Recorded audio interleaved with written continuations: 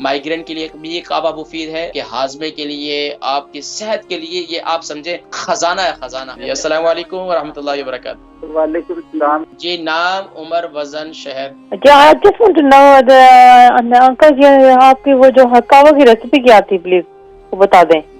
जी, वो जो आपकी कावा की रेसिपी थी।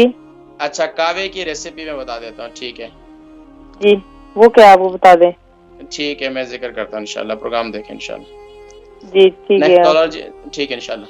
माइग्रेन के लिए भी ये कावा मुफीद है और इसी तरीके से आपके हाजमे के लिए, आपकी सेहत के लिए ये आप समझे ये एक खजाना है, खजाना।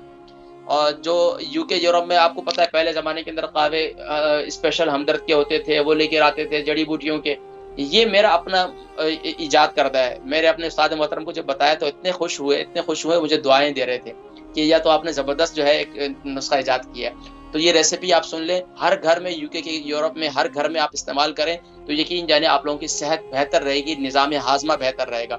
नंबर 1, सौंफ 1 टीस्पून, नोट कर लें आप सब। 1 टीस्पून सौंफ, 1 टीस्पून जीरा, 3 इंच का दालचीनी का टुकड़ा और तकरीबन 2 इंच का आप अदरक का टुकड़ा, और मिंट जो है वो 1 टीस्पून ले लें, 1 से डेढ़ टीस्पून ले लें, और आप इसके अंदर खास तौर पर 1-2 इलायची भी डाल दें। ये कावे की मेरी रेसिपी है, इसको बनाकर और उसमें अगर शुगर नहीं है तो गुड़ से मीठा कर लें, ब्राउन शुगर से मीठा कर लें, शहद से मीठा कर लें, और अगर शुगर है तो आप बगैर चीनी के और बगैर ये गुड़ के आप इसको इस्तेमाल करें, बगैर शहद के इस्तेमाल करें, तो इंशाअल्लाह अज़ीज़ ये आपके लिए बहुत ज़बरदस्त कावा है।